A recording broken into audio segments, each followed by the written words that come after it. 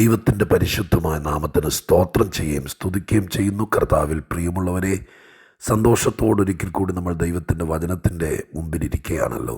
സർവശക്തനായ ദൈവത്തിൻ്റെ തിരുമനസ്സിൽ നമ്മളെക്കുറിച്ചുള്ള ആ വലിയ മനോബോധവും ചിന്തയും നിമിത്തം സർവകൃപാലുവായ ദൈവം നമുക്ക് പകർന്നു തരുന്ന ദൈവാലോചനകൾക്കായിട്ട് ദൈവത്തിന് സ്തോത്രം ചെയ്യുന്നു. കർത്താവിൻ്റെ വചനം ഓരോ ദിവസവും കേട്ട് ക്രിസ്തുവിൽ ധന്യരാകാൻ, ആത്മാവിൽ ബലപ്പെടുവാൻ, നല്ല ദൈവമക്കളാകാൻ, വചനം നമ്മളെ രാഗി മിനുക്കിയെടുത്ത് മറ്റുള്ളവരുടെ മുമ്പിൽ അവതരിപ്പിക്കുവാൻ, പരിശുദ്ധാത്മാവ് വചനത്തിലൂടെ നമുക്ക് ചെയ്തു തരുന്ന സകല ഉപകാരങ്ങൾക്കും ഞാൻ കർത്താവിന് നന്ദി നിറഞ്ഞ ഹൃദയത്തോടെ സ്തോത്രവും സ്തുതിയും മഹത്വവും കരയറ്റുകയാണ്. ഒപ്പം വചനം ആസ്വദിക്കുകയും അനുഭവിക്കുകയും അനുസരിക്കുകയും ചെയ്യുന്ന എല്ലാ ദൈവമക്കൾക്കും യേശുക്രിസ്തുവിൻ്റെ ധന്യമുള്ള നാമത്തിൽ വിനീതമായ സ്നേഹവന്ദനങ്ങൾ അറിയിച്ചുകൊണ്ട് ഇന്ന് നമ്മോട് കർത്താവിന് പറയാനുള്ളത് കേൾക്കാൻ ദൈവത്തിൻ്റെ തിരുമൊഴികൾക്കായി നാം കാതോർക്കുന്നു. തിരുവെഴുത്തിൽ നിന്ന്, വിശുദ്ധ പത്രോസിൻ്റെ ലേഖനത്തിൽ നിന്ന് ഒരു വാക്യം വായിച്ച് ചില കാര്യങ്ങൾ ഓർപ്പിക്കാൻ കർത്താവിൽ ശരണപ്പെടുകയാണ്. 1 പത്രോസ് 2-ാം അധ്യായം 19-ാമത്തെ വാക്യം വായിച്ച് കേൾപ്പിക്കാം. 1 പത്രോസ് 2-ാം അധ്യായം 19-ാമത്തെ വാക്യം. ഒരുത്തൻ ദൈവത്തെക്കുറിച്ചുള്ള മനോബോധം നിമിത്തം അന്യായമായി കഷ്ടവും ദുഃഖവും സഹിച്ചാൽ അത് പ്രസാദമാകുന്നു. ഒരുത്തൻ ദൈവത്തെക്കുറിച്ചുള്ള മനോബോധം നിമിത്തം അന്യായമായി കഷ്ടവും ദുഃഖവും സഹിച്ചാൽ അത് പ്രസാദമാകുന്നു. ഭൂമിയിൽ ഒരായുസ്സിൽ കഷ്ടം സഹിക്കുക എന്ന് പറയുന്നത് ബുദ്ധിമുട്ടുള്ള കാര്യമാണ്. പക്ഷെ കഷ്ടം സഹിക്കാതെ ഇവിടെ ആരും അക്കരെ നാട്ടിൽ പോയിട്ടില്ല. ഏത് ഭക്തനും, ഏത് വിശുദ്ധനും, ഏത് മനുഷ്യനും ഈ ലോകത്തിൽ ഒരു വിധത്തിൽ അല്ലെങ്കിൽ മറ്റൊരു വിധത്തിൽ കഷ്ടങ്ങളെ അഭിമുഖീകരിച്ചിട്ടുണ്ട്, കഷ്ടങ്ങളുടെ കീഴേ കൂടെ കടന്നു പോയിട്ടുണ്ട്. ഒരുപക്ഷെ പുറമേ നോക്കുമ്പോൾ, പുറമേ കാണുമ്പോൾ നമുക്ക് മനസ്സിലാകുന്നുണ്ടായിരിക്കുകയില്ല. നമുക്കൊരു പ്രശ്നമുണ്ട്. മറ്റുള്ളവരെ നോക്കുമ്പോൾ എന്ത് ഭാഗ്യമുള്ളവരാ, എന്ത് സന്തോഷമുള്ളവരാ എന്നൊക്കെ നമുക്ക് തോന്നും. പക്ഷേ അവരവരോട് വ്യക്തിപരമായിട്ട് അടുത്തറിയുമ്പോഴാണ് അവരവരുടെ ദുഃഖങ്ങളും കഷ്ടങ്ങളും ഓരോരുത്തരും അനുഭവിക്കുന്നത് ഓരോ വിധത്തിലാണെന്ന് മനസ്സിലാക്കുന്നത്. ഉറുമ്പിന് അരിഭാരം, ആനയ്ക്ക് തടിഭാരം എന്ന് പറഞ്ഞതുപോലെ നമ്മൾ വിചാരിക്കും ഒത്തിരി കാശുണ്ടെങ്കിൽ, വലിയ വീടുണ്ടെങ്കിൽ, ഒരുപാട് പദവിയും പത്രാസുമുണ്ടെങ്കിൽ സന്തോഷമാണ്, സുഖമാണ്, ഒരു പ്രയാസവും ഇല്ലെന്ന്. ഇല്ല, നമുക്ക് അരിഭാരമാണെങ്കിൽ അവർക്കതിനേക്കാൾ വലിയ തടിയാണ് ഭാരം. ഓരോരുത്തരുടെ ജീവിതത്തിലും കഷ്ടങ്ങളും പ്രയാസങ്ങളും ബുദ്ധിമുട്ടുകളൊക്കെ നേരിടുന്നുണ്ട്. സകല മനുഷ്യരും കഷ്ടതയ്ക്കായി പിറന്നിരിക്കുന്നു എന്നൊരു വാക്ക് പോലും വിശുദ്ധ ബൈബിളിനകത്തുണ്ട്. ശാപനിമിത്തം അഥവാ ആദാമ്യവർഗത്തിൻ്റെ പാപനിമിത്തം കഷ്ടവും പ്രയാസവും നൊമ്പരവും വേദനയൊക്കെ ഭൂമിയിലേക്ക് വന്നു. സാത്താൻ ശക്തനും തന്ത്രശാലിയുമായിരിക്കാൻ അതിൻ്റെ ആക്കങ്ങൾ കൂടുകയും കുറയുകയൊക്കെ ചെയ്യുന്നു. എന്നാൽ വിശുദ്ധ ബൈബിള് കഷ്ടങ്ങളെ പല വകുപ്പിൽപ്പെടുത്തിയിട്ടുണ്ട്. നാം ഇന്ന് ഊന്നി ചിന്തിക്കുന്നത് നാം കഷ്ടം സഹിക്കുന്നത് ഏത് വകുപ്പിലാണെന്നുള്ളതാണ്. നമുക്ക് ആശ്വാസം തരുന്നതായിരിക്കും ഈ ചിന്ത. അത് നമ്മൾ വകതിരിച്ചെടുക്കേണ്ടത് ഏറ്റവും പ്രധാനപ്പെട്ട കാര്യമാണ്. കഷ്ടത തന്നെ കഷ്ടതയായിട്ടങ്ങ് സഹിച്ച് മുന്നോട്ട് പോവുകയാണ്. ഇതങ്ങ് സഹിക്കാൻ വിധിക്കപ്പെട്ട ഒരാളാണ്. നമ്മളങ്ങ് കടിച്ച് ചവയ്ക്കുക, നിർവാഹം ഇല്ലാത്തതിൻ്റെ പേരെല്ലാം ചുവന്നുകൊണ്ട് നിൽക്കുക. പക്ഷെ നമ്മൾ തിരിച്ചറിയണം, നാം കഷ്ടം സഹിക്കുന്നത് ഏത് വകുപ്പിലാണ്, എന്തുകൊണ്ടാണ്. വിശുദ്ധ പത്രോസിൻ്റെ ലേഖനത്തിൽ തന്നെ 8-9 തരം കഷ്ടങ്ങളെക്കുറിച്ച് എഴുതിയിട്ടുണ്ട്. മനുഷ്യൻ അഭിമുഖീകരിക്കുന്ന കഷ്ടങ്ങൾക്ക് വിവിധ കാറ്റഗറിയുണ്ട്. ഓരോരുത്തരും കഷ്ടം അനുഭവിക്കുന്നത് ഓരോരോ കാരണം കൊണ്ടാണ്. നമ്മളിതിൽ സഹിക്കുന്ന കഷ്ടത്തിൻ്റെ, വിശിഷ്യ ദൈവമക്കളായ, ദൈവത്തെ സ്നേഹിക്കുന്ന, ദൈവത്തെ അനുസരിക്കുന്ന നമ്മൾ സഹിക്കുന്ന കഷ്ടം അതേതൊക്കെ, ഏത് വിധത്തിലാണ് നമ്മൾ അനുഭവിക്കുന്നതെന്നുള്ളതല്ല, എന്തുകൊണ്ടാണ് എന്നുള്ളതാണ് പ്രാധാന്യം. ഞാൻ ഈ ബൈബിളിൽ നിന്ന് അഥവാ പത്രോസിൻ്റെ ലേഖനത്തിൽ നിന്ന് തന്നെ 8-9 അതിൽ ഒരു 6 പ്രധാനമായത് ഞാൻ വായിച്ച് കേൾപ്പിക്കട്ടെ. ഈ നമ്മൾ ഒത്തിരി വാക്യങ്ങൾ ഈ 5-6 മിനിറ്റ് സന്ദേശത്തിൽ പറയാറില്ല. പക്ഷേ ഇന്ന് ഈ കാര്യം ബോധ്യപ്പെടുത്താൻ പത്രോസിൻ്റെ ലേഖനത്തിലെ മാത്രം ചില കഷ്ടങ്ങളുടെ ലിസ്റ്റ് നിങ്ങളെ ബോധിപ്പിക്കേണ്ടി വരുന്നു. ഇതല്ലെങ്കിൽ ഈ കാര്യം നിങ്ങൾക്ക് തെളിയുകയില്ല. ഈ വാക്യം 2:19 പറയുന്നത് ദൈവത്തെക്കുറിച്ചുള്ള മനോബോധം നിമിത്തമാണ് കഷ്ടവും ദുഃഖവും സഹിക്കുന്നത്. അപ്പോൾ അതൊരു വകുപ്പാണ്. 2:20 പറയുന്നത് നന്മ ചെയ്തിട്ട് കഷ്ടം സഹിച്ചാൽ. അപ്പോൾ നന്മ ചെയ്തിട്ട് സഹിക്കുന്ന കഷ്ടമുണ്ട്. 4:13 പറയുന്നത് ക്രിസ്തുവിൻ്റെ കഷ്ടങ്ങൾക്ക് പങ്കുള്ളവരാകുക. അപ്പോൾ കർത്താവിൻ്റെ കഷ്ടത്തിൻ്റെ പങ്കാളിയാകാനായി കഷ്ടം സഹിക്കുന്നവരുണ്ട്. 4:16 പറയുന്നത് ക്രിസ്ത്യാനിയായിട്ട് കഷ്ടം സഹിക്കുക.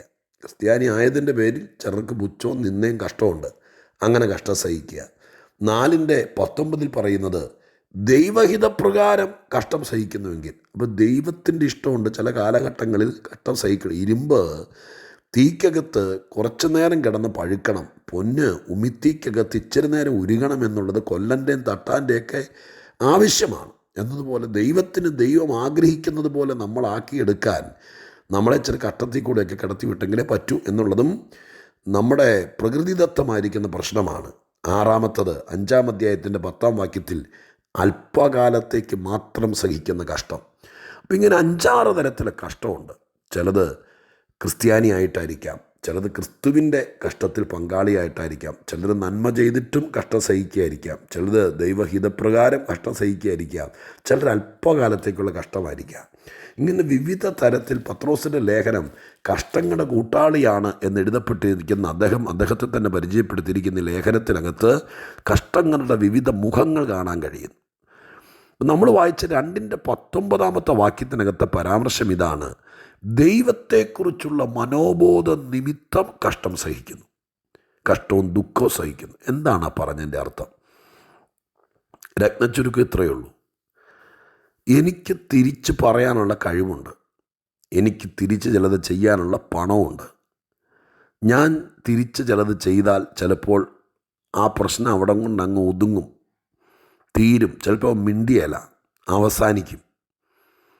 പക്ഷേ എനിക്ക് ദൈവത്തെക്കുറിച്ചുള്ള മനോബോധം എന്ന് പറഞ്ഞാൽ എനിക്കൊരു ദൈവമുണ്ടെന്നും ആ ദൈവമാണ് എൻ്റെ ന്യായാധിപതിയെന്നും ആ ദൈവം എല്ലാം അറിയുന്നുണ്ടെന്നും ആ ദൈവം എല്ലാത്തിനും ഒരു പരിഹാരം വരുത്തുമെന്നും ദൈവം എല്ലാ കാലവും കണ്ടുകൊണ്ടിരിക്കില്ലെന്നും ദൈവം ചില കാര്യത്തിൽ ഇടപെടുമെന്നും ഈ വിധ വിശ്വാസമാണ് ദൈവത്തെക്കുറിച്ചുള്ള മനോബോധം എന്ന വാക്കുകൊണ്ട് ഉദ്ദേശിക്കുന്നത്.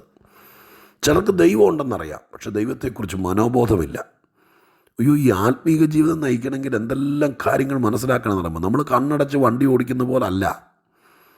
4 വാക്ക് സ്വോത്രമോ 5 വാക്ക് അന്യഭാഷയോ പറഞ്ഞുകൊണ്ട് സാത്താനെയും ശപിച്ചുകൊണ്ട് മുന്നോട്ട് പോകുന്ന ഒരു ബെല്ലും ബ്രേക്കും ഇല്ലാത്ത ഓട്ടമല്ലിത്. പിന്നെ എന്താ? ക്രിസ്തീയ ജീവിതം വളരെ പരിജ്ഞാനത്തിൻ്റെ, വളരെ കാര്യങ്ങൾ അറിഞ്ഞ് വളരെ ശ്രദ്ധയോടെ, ഒരു എൻജിനീയർ വീട് പണിക്ക് വേണ്ടി പ്ലാൻ ചെയ്യുന്നത് പോലെ, ഒരു ഡോക്ടർ രോഗിയെ വിദഗ്ധമായി പരിശോധിക്കുന്നത് പോലെ, അങ്ങനെ വളരെ ശ്രദ്ധിച്ചൊരു ചാർട്ടേഡ് അക്കൗണ്ടൻറ്റ് ഒരു വലിയ കമ്പനിയുടെ കണക്കുകൾ സുതാര്യമായി ശ്രദ്ധിച്ച് തെറ്റാതെ കമ്പനിക്കും സർക്കാരിനും നഷ്ടമില്ലാത്ത രീതിയിൽ കാര്യങ്ങൾ സത്യസന്ധമായി കൈകാര്യം ചെയ്യുന്നത് പോലെ കൃത്യനിഷ്ഠമായ കണക്ക് കൂട്ടലും കൃത്യമായ രൂപരേഖകളും കൃത്യമായ അടിസ്ഥാന പ്ലാനുകളും ഉണ്ടെങ്കിൽ മാത്രമേ ധന്യമായ ക്രിസ്തീയ ജീവിതം നയിക്കാൻ പറ്റുള്ളൂ. അത് നമുക്ക് കിട്ടുന്നത് ദൈവീയ വചനത്തിൽ നിന്നുള്ള ബോധം കൊണ്ടാണ്, ദൈവിക സമ്പർക്കം കൊണ്ടാണ്, പരിശുദ്ധാത്മാവിൻ്റെ സഹായം കൊണ്ടാണ്. ഈ വക കാര്യങ്ങൾ കൊണ്ടാണ് നമുക്ക് ധന്യമുള്ള ഒരു ആത്മീക ജീവിതം നയിക്കാൻ പറ്റുന്നത്. അതിൽ പ്രധാനപ്പെട്ടൊരു കാര്യമാണ് ദൈവത്തെക്കുറിച്ച് മനോബോധമുണ്ടായിരിക്കുക. അറിവും മനോബോധവും ഇത് രണ്ടാണ്. ദൈവത്തെ അറിഞ്ഞവർ ഒത്തിരി പേരുണ്ട്, പക്ഷെ മനോബോധം എന്ന് പറയുന്നത് നമ്മുടെ മനസ്സ് നമ്മളെ ബോധ്യപ്പെടുത്തുകയാണ്. എന്താ ബോധ്യപ്പെടുത്തുന്നത്? നീ എന്തിനു വഴക്കുണ്ടാക്കാൻ പോകുന്നത്? നീ എന്തിനാ ഈ മൂലെ മാറിയിരുന്ന് കരയുന്നത്? നീ എന്തിനാ ഇതിന് പല്ല് കടിച്ച് ശൗര്യത്തോടു കൂടെ നിൻ്റെ കൃപ കളയാൻ പോകുന്നത്? നിൻ്റെ ദൈവം ഈ കാര്യങ്ങൾക്ക് ന്യായം വിധിപ്പാനും ഈ കക്ഷിയോട് ഇടപെടാനൊക്കെ ശക്തനാണെന്ന് മനസ്സ് നമുക്ക് തരുന്ന ബോധ്യം, അതാണ് മനോബോധം. ഇത് പലർക്കും ഇല്ല ദൈവമക്കളെ. ഞാൻ സത്യമായിട്ട് പറയുന്നു, ഇന്ന് പ്രാർത്ഥിക്കേണ്ടത് എന്താണെന്നറിയാമോ? എൻ്റെ ദൈവമേ, എൻ്റെ മനസ്സിനെ ചില കാര്യങ്ങൾ ബോധ്യപ്പെടുത്തണം. അത് പരിശുദ്ധാത്മാവ് ചെയ്യും.